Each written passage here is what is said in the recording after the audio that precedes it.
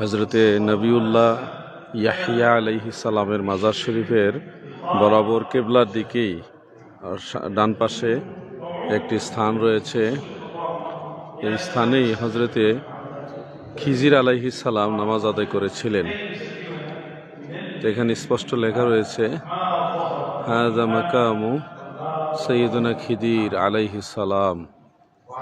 হযরত খিজির আলাইহিস সালাম এই জায়গায় নামাজ পড়তেন। আমরা এখানে নামাজ আদায় করেছি আলহামদুলিল্লাহ। আমাদের অন্যান্য সফরের সাথী ভাইয়েরা তিনারাও নামাজ আদায় করছেন। এই জায়গাটা মসজিদে উমাইয়া, যেটা দামেস্কের বড় মসজিদের মিম্বর শরীফের বাম পাশে ইমামের যে মেহরাব, এই মেহরাবের বাম পাশেই হলো খাজা খিজির আলাইহিস সালামের এই নামাজের স্থানটি অবস্থিত। এর বাম পাশেই হলো হজরতে নবী ইয়াহিয়া আলাইহিস সালামের মাজার শরীফ। আল্লাহ তাআলার দরবারে শুকরিয়া জানাচ্ছি আলহামদুলিল্লাহ।